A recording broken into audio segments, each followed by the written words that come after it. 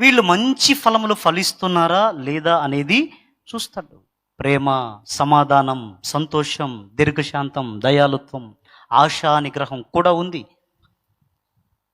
ఆశా నిగ్రహం అనంటే ఆశ ఉంది, దేవుడు వద్దన్నాడు అని నువ్వు ఆగితే అదే ఆశా నిగ్రహం. అర్థమైందా? ఆశా నిగ్రహం అది మనం కనపరచాలట. ఆ ఫలం మనలో ప్రభు చూడాలట. ఎన్నోసార్లు ఈ ఆశా నిగ్రహం అనేది కోల్పోయినప్పుడు దేవుడు బాధపడినటువంటి సందర్భాలు ఉన్నాయి. భక్తుల జీవితాలలో కూడా ఉన్నాయి.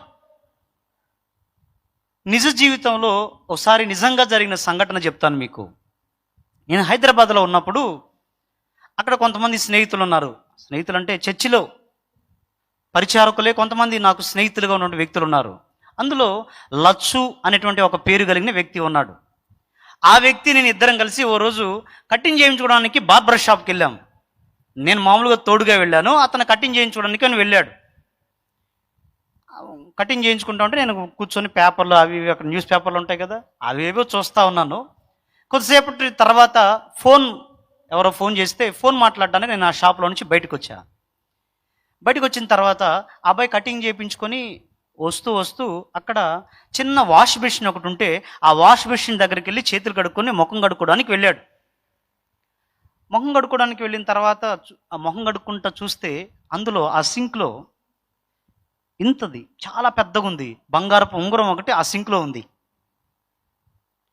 తీసుకున్నాడు అతను. ఆ ఉంగరం తీసుకొని బయటకు వచ్చాడు. అక్కడ తర్వాత ఇతను వచ్చిన తర్వాత అక్కడ కటింగ్ షాప్లో ఉన్నటువంటి వ్యక్తి కూడా వెళ్ళి చేతులు కడుక్కుంటూ అట్లా ఉన్నాడు, కానీ అతను గమనించలేదు. ఇతను మాత్రం ఉంగరం తీసుకొని బయటకు వచ్చాడు. బయటకు వచ్చిన తర్వాత ఇంకెళ్దామా అని అంటే వెళ్దాం అనని నిలబడ్డాడు. నిలబడి పెద్ద పోరాటం జరుగుతుంది లోపల అతనికి. ఎందుకు అనంటే ఉంగరం తీసుకున్నాడు. అంటే ఇప్పుడు ఎంత ఉంటుందో నాకు తెలియదు, కానీ అప్పట్లో అయితే కనీసం ఒక 20-25 వరకు ఉండొచ్చు, పెద్ద మొత్తంలోనే వస్తుంది. వింతైన విషయం ఏంటిదనంటే ఆ రోజు ఆ మరుసటి రోజు ఆ అబ్బాయి బండి కిస్తీకి డబ్బులు కట్టాలా. ఆ డబ్బులు అబ్బాయి దగ్గర లేవు. అబ్బాయి దగ్గర లేవు. 2 పనులు చేయొచ్చు. ఏంటిదనంటే నేను బండికి ఈఎంఐ పే చేయడానికి నా దగ్గర డబ్బులు లేకపోతే ఆ దేవుడే నాకు కృప చూపించి చల్లని చూపు చూసి నాకు ఇచ్చాడు అని అనుకోవచ్చు. 2 నాది కాదు, ఎవరో పోగొట్టుకున్నారు, పోగొట్టుకున్న వాళ్ళు ఎంత బాధపడతా ఉంటారో వాళ్ళకి ఇస్తే సంతోషపడతారు అని అయినా ఆలోచించవచ్చు. 2 చేయొచ్చు. అంటే తనకే స్వేచ్ఛ. ఇందులో ఇంకా ఎవరి బలవంతం లేదు. ఎందుకనంటే నాకు కూడా తెలియదు అతను ఉంగరం తీసుకున్నాడని. నేనేమో అయిపోయింది కదా కటింగ్ చేయించుకోవడానికి వెళ్దాం అన్నట్టుగా నేను అంటా ఉంటే అతను మాత్రం నిలబడి పోరాటం చేస్తున్నాడు. వెళ్దామా, వెళ్దాం అట్లా మాట్లాడుతున్నాడు. రారా ఏంటి అని అంటే అది ఏం లేదు, ఉంగరం దొరికింది. అదే ఆలోచిస్తున్నాను ఎవరిదో మరి ఇవాళ తీసుకెళ్దామా అని ఆలోచిస్తా అతనే ఒక నిర్ణయానికి వచ్చాడు. వద్దులే, నాది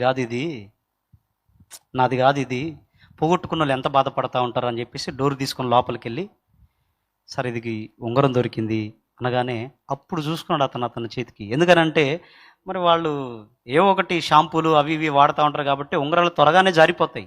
అదే సింక్లో పడిపోయింది కాబట్టి అతను చూసి ఆ ఉంగరం తీసుకొని అబ్బాయికి వెళ్ళి చూసి ఆ ఉంగరంకి వెళ్ళి చూసి అలా చూసి ఒక మాట అన్నాడు. అయ్యా, నువ్వు కాబట్టి తిరిగిచ్చావు, కానీ వేరే వాళ్ళైతే ఎవరేమో ఇలా దొరకటం వస్తువులు చాలామంది దొరుకుతాయి, కానీ దొరికిన వాళ్ళు అందరూ ఎవరయ్యా, నువ్వు కాబట్టి ఇచ్చావు. లేదంటే ఈరోజు నేను ఇంటికి పోయిన తర్వాత దాదాపు 1-2 నెలల నుంచి సంపాదించిన సంపాదన మొత్తం నేను నష్టపోయి ఉండేవాడిని అని అతను బాధతోనే చెప్పాడు. బాధతో చెప్పగానే అప్పుడు ఇతను ఒక మాట చెప్పాడు. నేను యేసు ప్రభుని నమ్ముకున్నా, పాతోడినైతే నీకు ఇచ్చేవాడిని కాదు అన్నాడు. హల్లెలూయా. పాతోడినైతే నేను ఇచ్చేవాడిని కాదు, నేను యేసు ప్రభుని నమ్ముకున్నా, అందుకే తిరిగిస్తున్నా. నా దేవుడు తిరిగి ఇవ్వమని చెప్పాడు నీకు అని చెప్పి ఆ ఉంగరాన్ని తిరిగి ఆ బార్బర్ షాప్లో అతనికి ఇచ్చేస్తే అతని ముఖంలో ఆనందం చెప్పలేం. ఎందుకనంటే అతను చిన్న ఉంగరం పోగొట్టుకున్నాడు, కానీ అది సంపాదించడానికి కనీసం 1 నెల అయినా కష్టపడాలి. 1 నెల రోజుల కష్టాన్ని అతను నష్టపోతే తప్ప ఆ ఉంగరాన్ని మళ్ళీ అతను పొందుకోలేడు. కానీ ఇతనిచ్చిన చిన్న చర్య ద్వారా అతని ముఖంలో ఎంతో ఆనందం. పైగా నేను యేసు ప్రభు నమ్ముకున్నాను, అందుకే తిరిగి ఇచ్చాను అని చెప్పడం ద్వారా దేవునికి కూడా మహిమ. హల్లెలూయా. ఇది మీకెందుకు చెప్పాను అని అంటే, నాకు కూడా అతను చెప్పాల్సిన అవసరమే లేదు. సైలెంట్గా జేబులు వేసుకొని ఏ మార్వాడి షాప్కి వెళ్ళి పాత బంగారం కింద అమ్మేస్తే ఈఎంఐ కట్టేస్తాడు, అసలు ఇంటి అద్దె కూడా కట్టేయగలడు. కానీ ఇది నాది కాదు కదా, నాది కాని దాన్ని నేను ఆశించడం కరెక్ట్ కాదు కదా. నేను దేవుణ్ణి నమ్ముకున్నాను కదా, యేసు ప్రభు బిడ్డను కదా, నేను ఇలా చేయొద్దు కదా అని తీసుకునే అవకాశం ఉన్నా నిగ్రహించుకొని నాది కాదు అని తిరిగి ఇవ్వడం ద్వారా దేవుని నామం మహిమపరచబడింది. హల్లెలూయా. ఖచ్చితంగా ఇలాంటి పరిస్థితులు దేవుడు కొన్ని సందర్భాల్లో, అంటే ఇలా బంగారం అనే కాదు, ఏదో ఒక గడియలో ఏదో ఒక రూపేణ నీ ఆశా నిగ్రహం పరీక్షించబడేటువంటి గడియలు ఖచ్చితంగా ఎదురైతాయి. అప్పుడు నువ్వు నిలబడగలిగితే నా దేవునికి మహిమ వచ్చింది. హల్లెలూయా. లేదన్నా నేను నిగ్రహాన్ని కోల్పోయి నేను పట్టబడ్డాను అని అంటావా? సరే, పట్టబడితే అట్నే ఉండొద్దు, కనీసం మళ్ళా తిరిగి మొదలుపెట్టు. ఆశా నిగ్రహాన్ని కలిగి ఉంటానికి మొదలుపెట్టు. ఈ మారు తప్పకుండా దేవుడు జయం వచ్చినట్లు కృపనిస్తాడు. అర్థమైందా? కొన్నిసార్లు కొంతమంది వాళ్ళ పాపం చేసేటువంటి విషయంలో గట్టిగా ఉంటారు, రాజీ పడకుండా. కొంతమంది డబ్బు విషయంలో, కొన్ని విషయాల్లో ఏదో ఒక చిన్న విషయాల్లో బలహీనపడి ఉండొచ్చు. పడిన వ్యక్తులు అక్కడే ఉంటే దేవునికి మహిమ రాదు. పడ్డా సరే నువ్వు మళ్ళా లేచి నిలబడి మరలా అది పాస్ అవడానికి ప్రయత్నం చేస్తే అప్పుడు దేవుడు మహిమపరచబడతాడు. మన పిల్లలే ఉన్నారు, 10వ తరగతి పరీక్షలు రాస్తారు. కొంతమంది పాస్ అవుతారు, కొంతమంది ఫెయిల్ అవుతారు. ఒకసారి రాసినప్పుడు ఫెయిల్ అయ్యాడు, ఇంకా ఫెయిల్ అయ్యావరా నువ్వు వేస్ట్ అనంటే ఇంకా ఎప్పటికీ వాళ్ళు ఉన్నతమైన భవిష్యత్తును పొందలేరు. ఒరే, ఫెయిల్ అయితే అయ్యావు, ఇంకోసారి ప్రయత్నం చేయి. ఏమైంది? ఇంకోసారి ప్రయత్నం చేయి అంటే మరలా ప్రయత్నం చేసి, కొంతమంది మళ్ళా ఫెయిల్ అయ్యి మళ్ళా ప్రయత్నం చేసిన వాళ్ళు ఉన్నారు. తెలుసా, 10వ తరగతి 3-4 సార్లు ఫెయిల్ అయిన వాళ్ళు కూడా గవర్నమెంట్ ఉద్యోగం చేస్తూ ఉన్నతమైన స్థితిగతులు ఉన్న వాళ్ళు కూడా ఉన్నారు.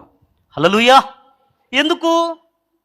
ఫస్ట్ అటెంప్ట్లో వాళ్ళేం పాస్ కాల, ఫెయిల్ అయ్యారు, పడ్డారు, మళ్ళా నిలబడి మళ్ళా ప్రయత్నం చేసి మొత్తానికి ఒక దశ వచ్చిన తర్వాత ఆ ఘట్టాన్ని దాటి ఉన్నతమైన స్థితిని పొందినటువంటి వాళ్ళు ఉన్నారు. భౌతికమైన జీవితాల్లో, ఆత్మీయ జీవితంలో కూడా అంతే. కొన్నిసార్లు ఏదైనా విషయంలో నువ్వు పడిపోయి ఇంకా అక్కడే ఉండొద్దు. అర్థమైందా?